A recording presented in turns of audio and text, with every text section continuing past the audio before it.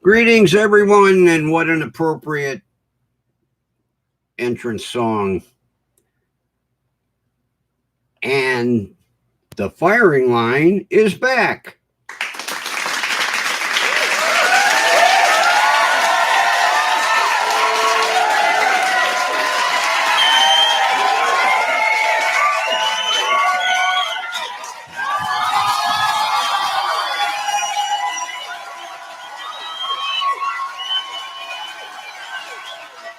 All right, people. All right. All right. All right. I know you just love the grumpy old man. All right. This is a subject that I've been wanting to talk about for a while. Customer service, or should I say non-existent customer service. Because I'll tell you what, customer service today is nothing at all like what it was back in our day. You know, stores broke in employees with the understanding, no matter what, the customer is always right. Now, you know, back in the day when I started at retail at Sears at 110th and Lorraine, first of all, I had a woman instructor. They would give you about a week's worth of instructions as to how to treat a customer, the proper way, store etiquette. Well, this woman was like Miss McGillicuddy from The Little Rascals. If you did something wrong on the floor and she happened to see it or overhear it, she'd come up and would whack you on the back of the head and reprimand you right in front of everyone. Well, God forbid that happens nowadays. A couple months back, I've had two incidents. A couple months back, I went into a large chain drugstore. And at the time, I needed some photos made. Now, you got to be a rocket scientist nowadays in order to use these machines.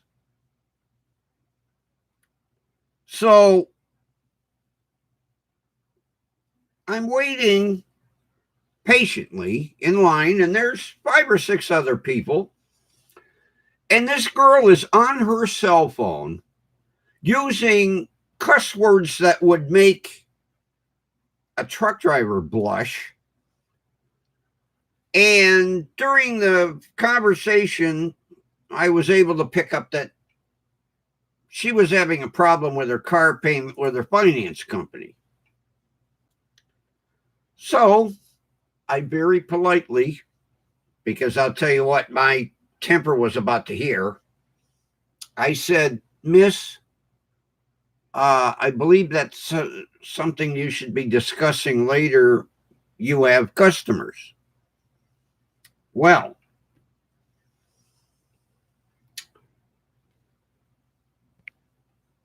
she commenced to blast off an expletive.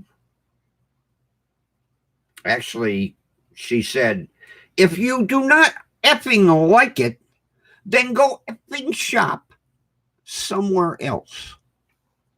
Well, I was getting ready to storm out of the store, and a lady and a gentleman said, are you going to report her to the manager?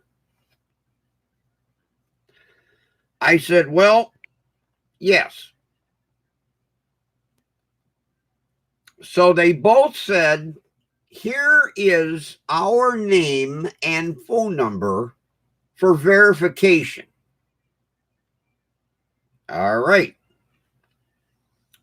The next morning I go in, and the manager happens to be working, and I explained what had transpired. And his response to me was, What? What? she's my best employee. WTF? I said, well, if she's your best, thank God I wasn't dealing with your worst. He told me, he says, I will handle it. Now, back in the day, that would have been it. You'd have been terminated. No. She's still working there. I didn't ask why. I haven't been in since. I stepped in the door a couple weeks ago, saw her at the register. Evidently, she's the best employee. All right.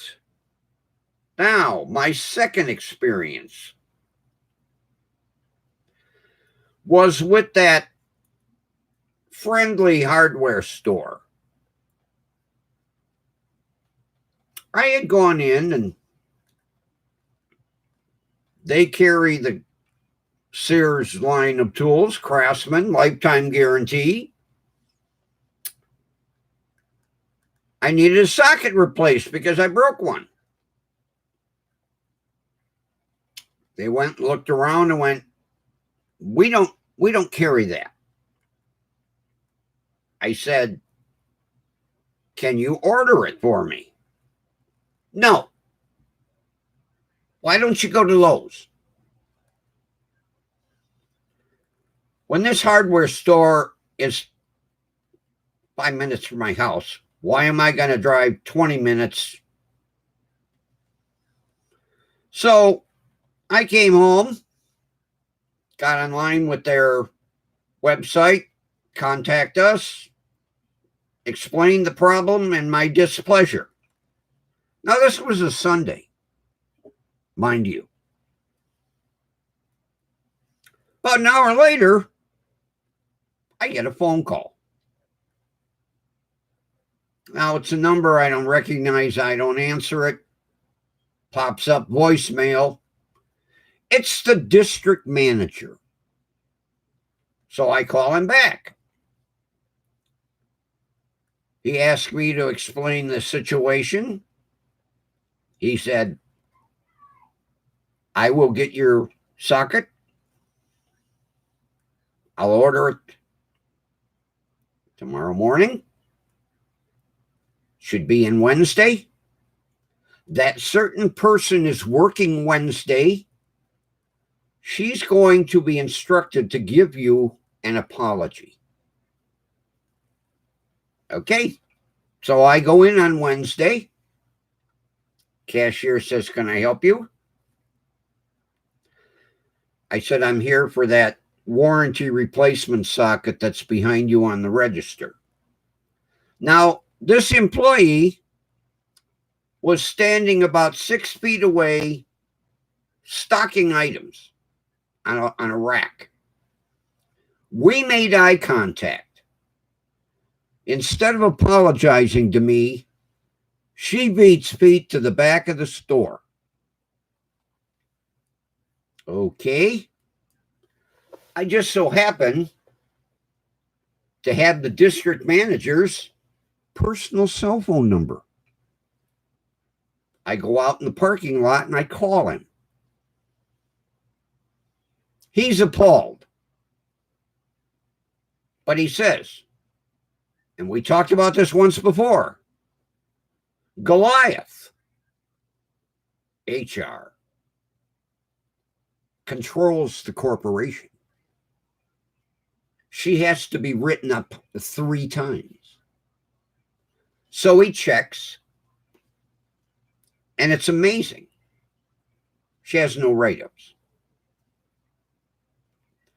Now he says to me, if she's done this to you, how many times has she done this to other customers who didn't take the time to go into the website or call corporate? He says, she's working tomorrow. I will have a little chat with her. I would like you to come into the store next week for some reason, and I will call you back with her schedule. Okay. I go into the store, and I did need something. It wasn't a phony visit. She spots me, and again, back into the back storeroom.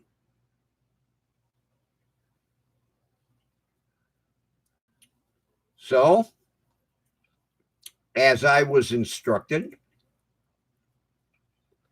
I called Don from inside the store. And then I told the cashier to have that certain employee paged to the front register. He did. She came up and saw me and kept about a 6 to 8 foot distance. And I said, Miss, the district manager would like to speak to you. He's on the phone. She takes my phone, listens to the conversation, hands me my phone back, turns her back, and goes back to the back storeroom. Now, the district manager had hung up, so I go out in the parking lot and I call. And he says, okay, I will handle this. He calls me back the next morning and says, I need you to go into the store tomorrow. And she has been instructed to either apologize to you in front of the store manager face to face, or be terminated. I go into the store. The cashier pages both of them to the front counter, and she says, I would take the termination before I will apologize to any customer because I'm not wrong.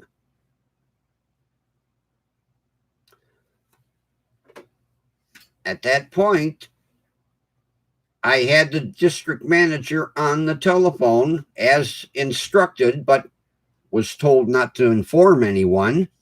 The phone was in my pocket, so I pulled the phone out and I said, did you hear the conversation?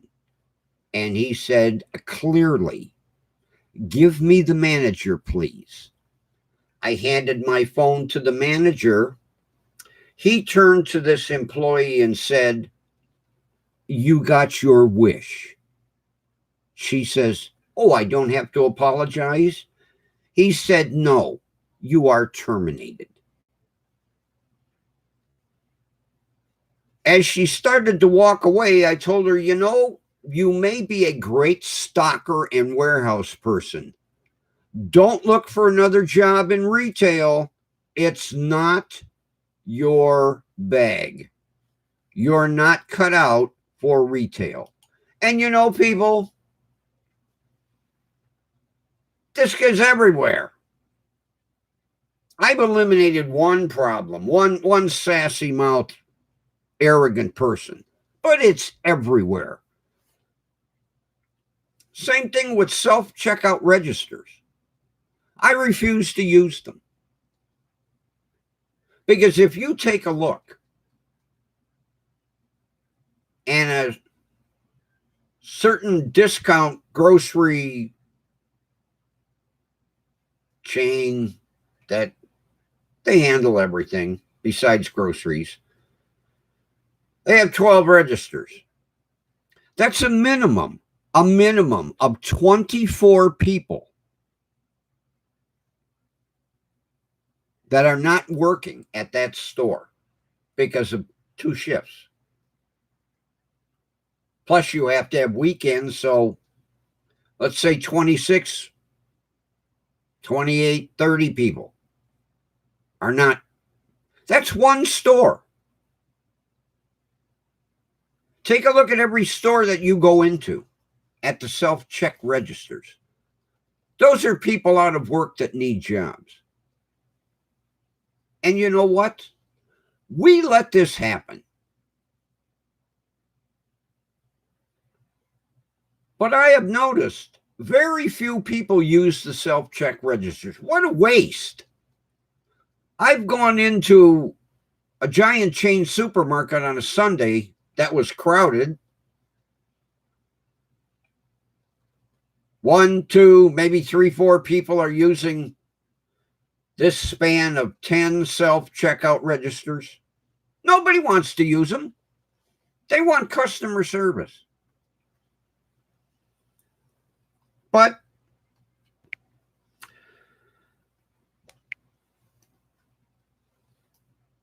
that's my comment, my opinion. I'd like to hear yours. And we will have Fireline back every Sunday.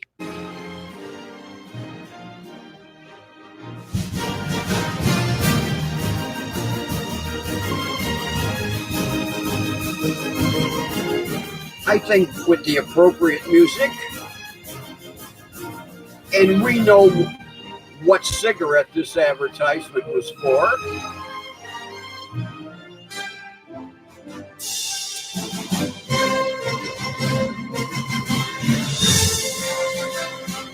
All right, people, have a wonderful day.